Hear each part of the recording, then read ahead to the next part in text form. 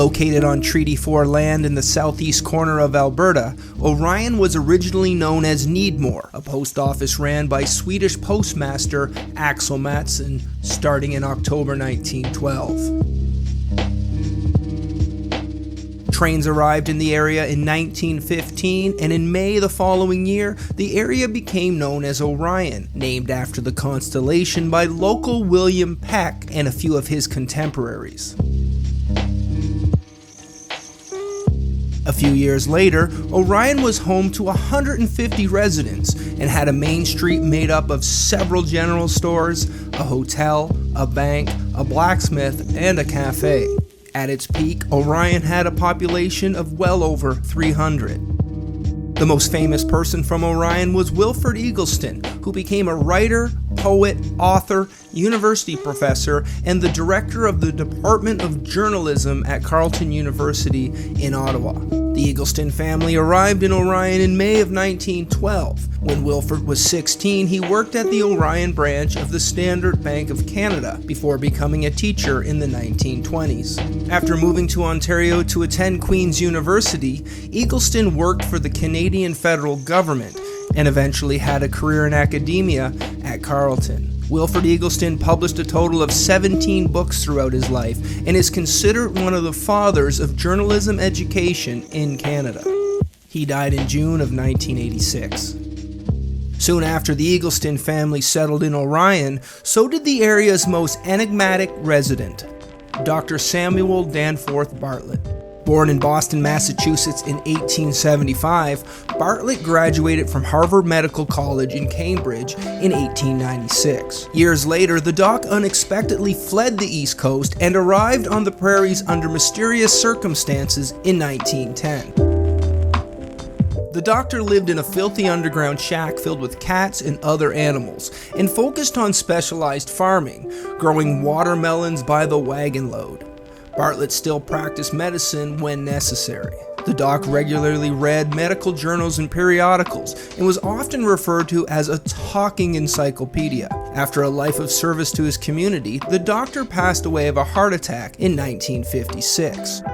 Like many towns in this area of southern Alberta, the railway and wheat industry controlled the economy of Orion. A bad drought between 1917 and 1927 pushed many homesteaders out of the region, with fires in 1929, 1949, and 1961 leaving almost all local businesses in ashes. Eventually, the grain elevators closed and the train stopped running through the hamlet, bringing Orion's future to a halt.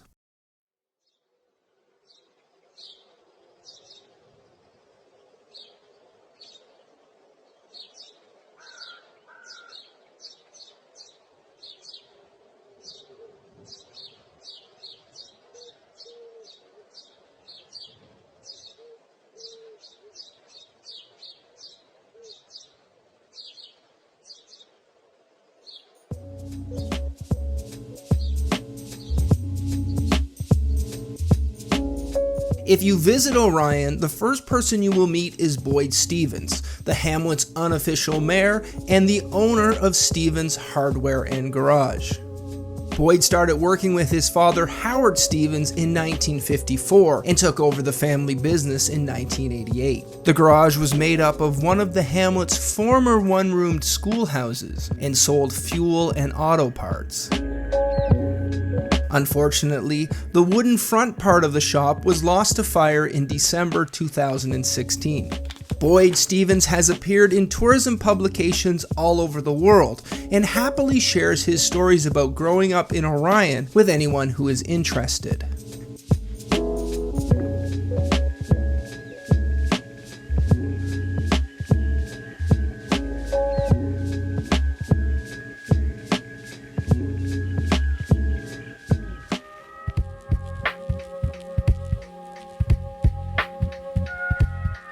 This is the former site of the Orion and District Co-op store, which took over the old post office space in 1962.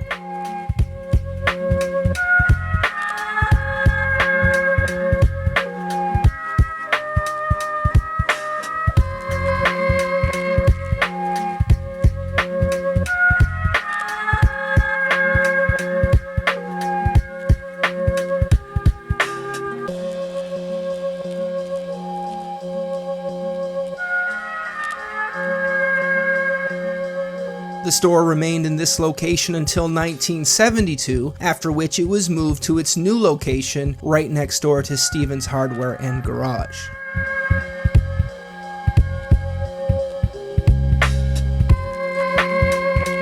The Orion Presbyterian Church was built in 1917. After all the church board trustees passed away, the place of worship became the center of a land ownership dispute between the Presbyterian Church, the United Church, and the Lutheran Church. The space is no longer used for regular service.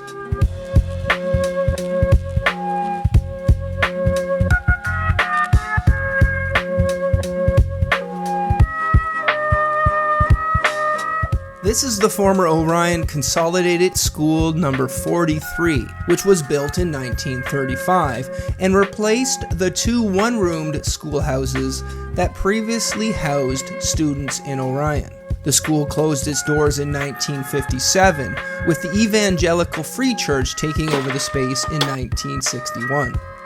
Today, Orion's population is less than 10. When asked about the current state of the hamlet, several residents have mentioned taking issue with the many websites and publications that claim that Orion is a ghost town. These types of narratives attract people to the area who expect to explore a completely abandoned hamlet, which occasionally can lead to break-ins and other crimes. To an outsider, Orion may seem dim. However, for those who call it home, it still shines bright.